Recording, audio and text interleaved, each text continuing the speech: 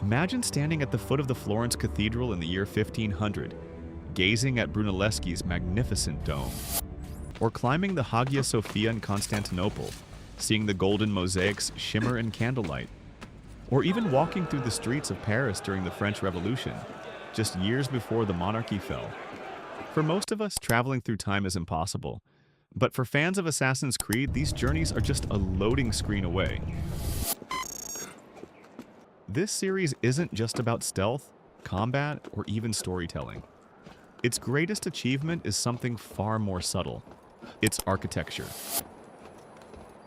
Today, we'll uncover how Assassin's Creed transforms real cities into living worlds, how accurate these reconstructions are, and what they teach us about history, culture, and even design. Origins of Assassin's Creed and Ubisoft's vision.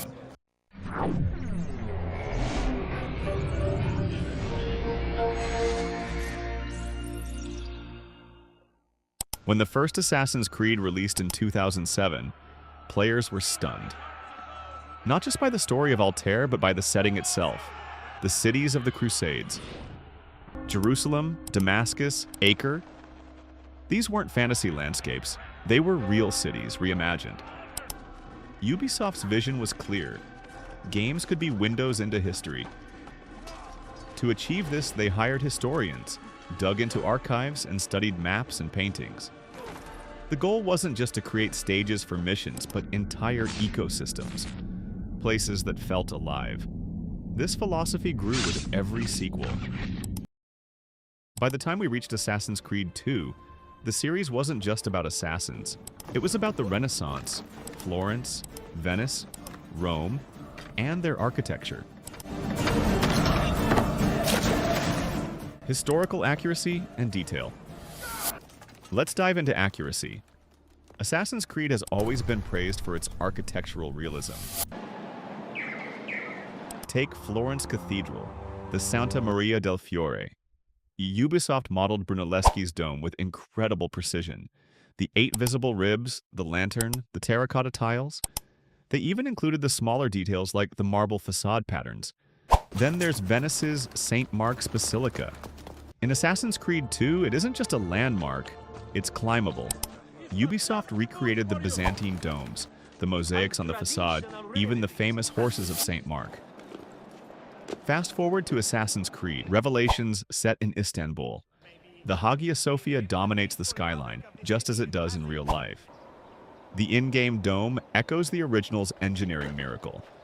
A structure so massive and weightless it was once described as suspended from heaven. But the crown jewel of Ubisoft's architectural efforts has to be Notre Dame in Assassin's Creed: Unity. Developers spent 2 years handcrafting every buttress, gargoyle, and stained glass window. It became so accurate that, after the tragic fire in 2019, historians considered Ubisoft's digital model as a reference for reconstruction. This level of dedication means Assassin's Creed isn't just entertainment, it's a digital archive of human achievement. Architecture as gameplay. In Assassin's Creed, architecture isn't just something you look at, it's something you use.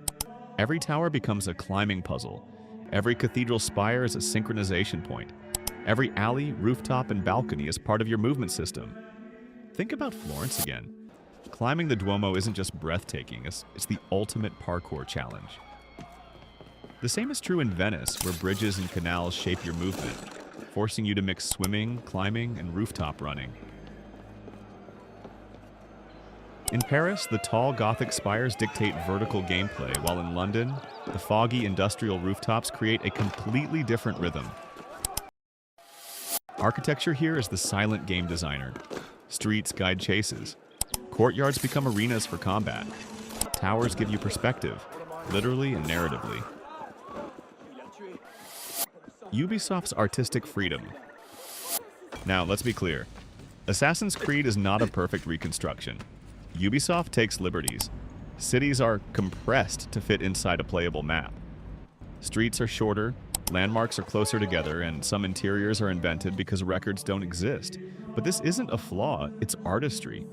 The developers capture the essence of a city. Florence feels Renaissance. Paris feels revolutionary. Alexandria feels ancient. By condensing, they turn overwhelming cities into accessible playgrounds. This ensures gameplay flows while still respecting history. In the end, Assassin's Creed proves that architecture is not just about buildings.